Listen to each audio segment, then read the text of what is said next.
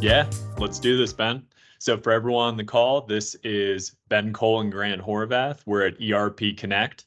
We're on our sixth installment of our Toolbox Tuesdays. What we'll be talking about today is our advanced notifications extension for Business Central. So what Ben's going to roll through with our live demo is going to be the setup. We're going to talk about pop-up notes with our advanced notifications extension. So think about rich text HTML, notes that easily pop up during different activities you're doing within Business Central. We'll be going into ad hoc and on-the-fly notifications with email workflows after that.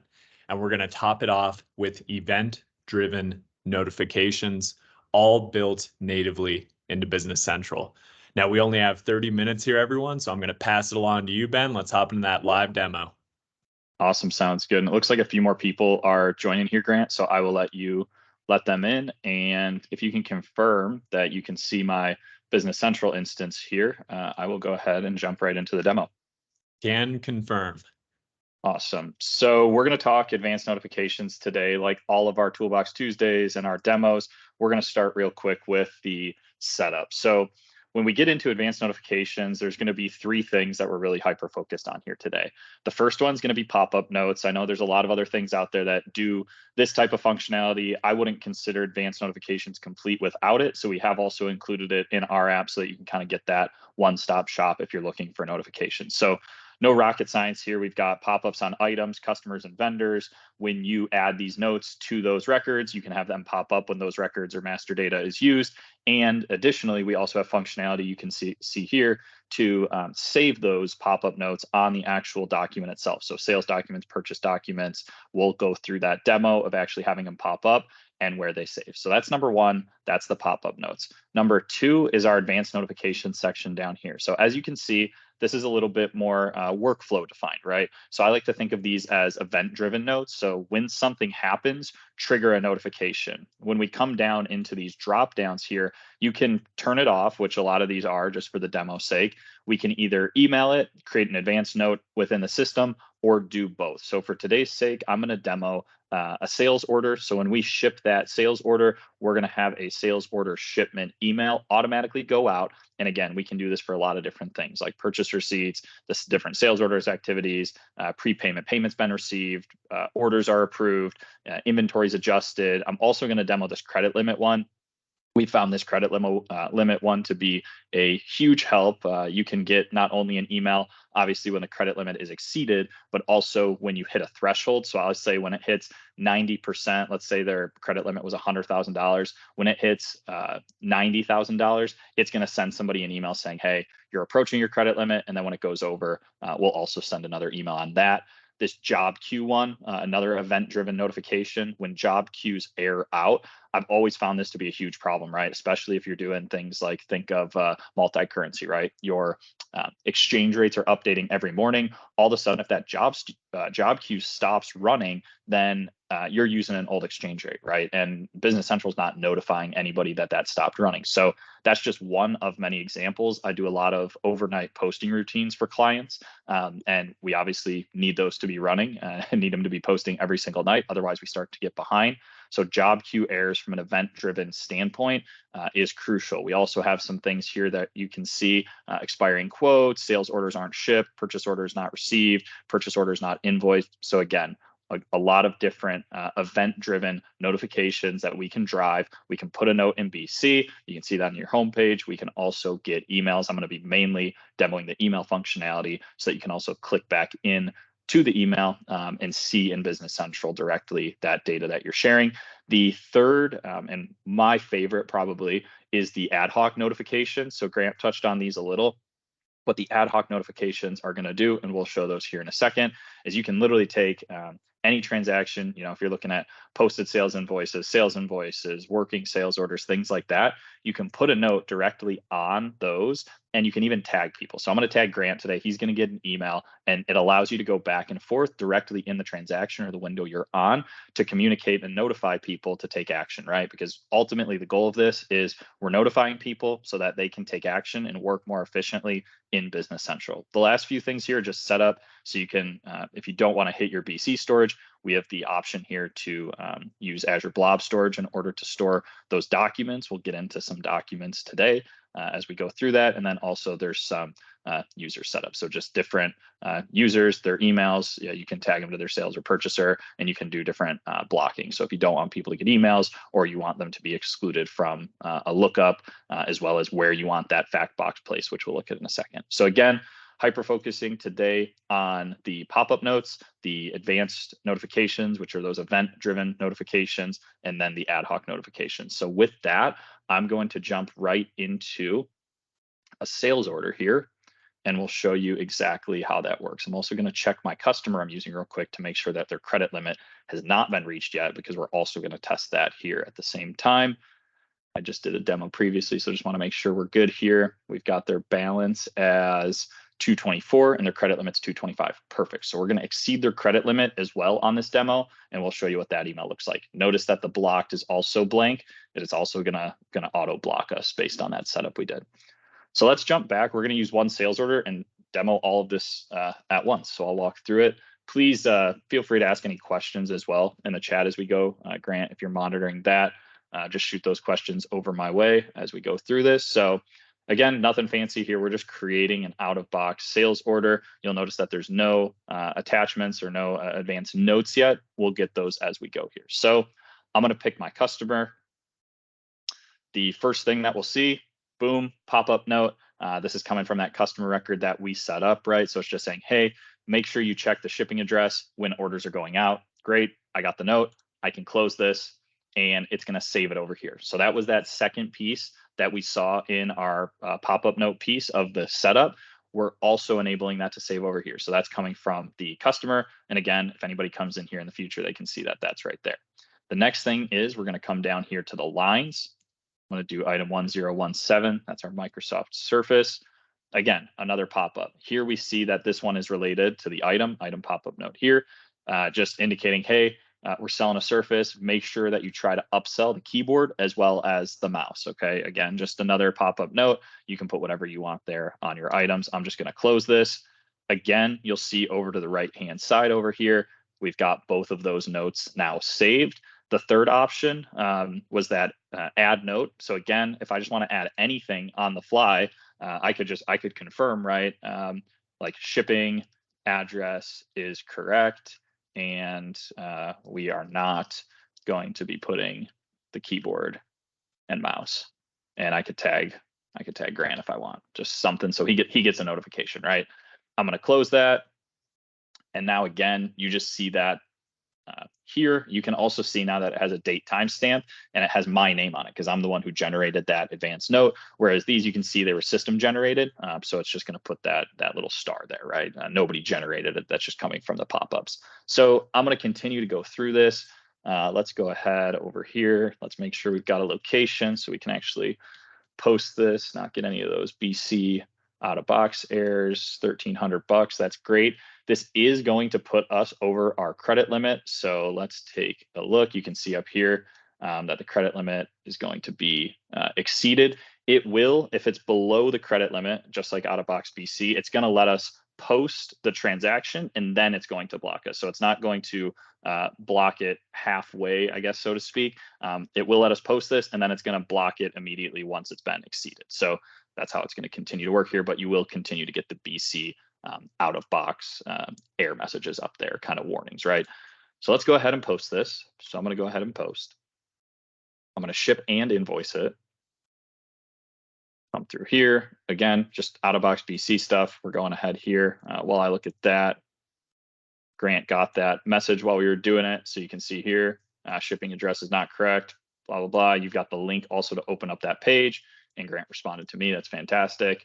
I'm not going to open this right now, but what I am going to do is show one of our advanced notifications that got system generated. So let's look at these. I'm getting a bunch of emails right now because I got a lot of stuff turned on. So one of the messages I got here was that customer Snow and Ice Removers LLP, which was the customer I just worked with, has reached their credit limit and has been set to a blocked status of ship.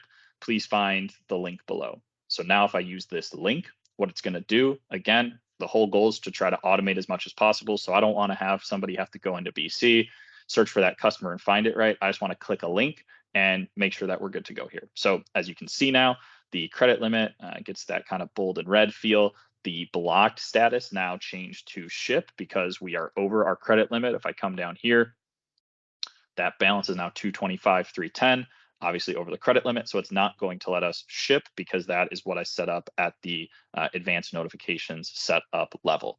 The other notification I got was this one right here, sales order shipment alert. So this is coming from one of those event-driven notifications as well. So here it's simply saying, hey, sales order SORD 101164 to Snow and Ice has been shipped.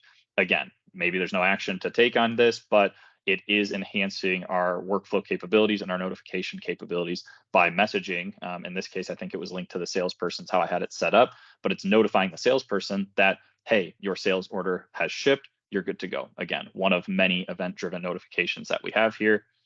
And then the third, which this actually isn't coming from advanced notifications, but it is in a similar realm. This is coming from our invoice and statement delivery tool. So I know a lot of the names I see on the phone today are already using invoice and statement delivery, which is great. If you're not using invoice and statement delivery already, this is a invoice which is going to be sent automatically when the transaction is posted. So you don't have to go through the dialog boxes. You don't have to do any of that jazz. When you post that sales order or that sales invoice, it's automatically going to send this email. It's going to attach the sales invoice, and you have the ability in the body to define some of this information. So customer name, amount due, due date, all that kind of stuff.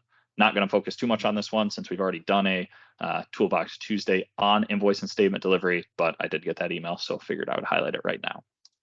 So in terms of working with this, as we've worked with it so far, we've gone through and we've done the pop-up notes. We've seen those. We've seen how those save. We've gone through the sales order and see how that ships. We've seen the credit limit get blocked. The next thing I'm going to do is a ad hoc notification. I know I already did one on the transaction, but I'm going to show you the rich text HTML functionality here in a second. So that's all been posted. That's fantastic.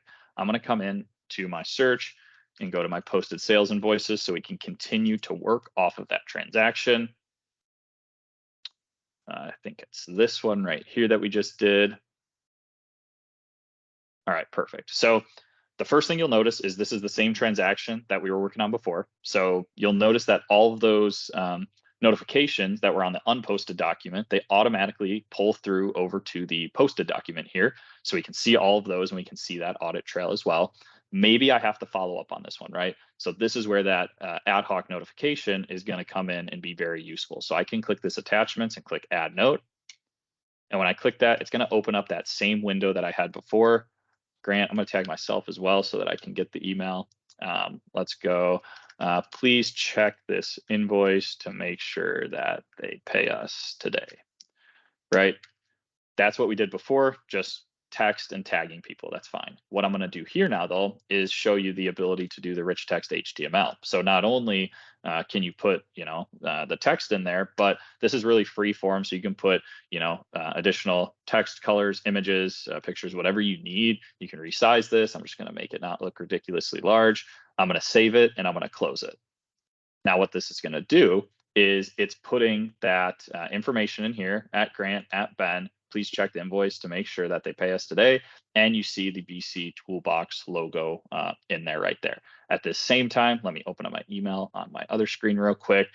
This should also be sending us an email with this information, with the images, and with that link in order to pop that back open in Business Central. Let me check on that. I think I might have, oh, here it goes.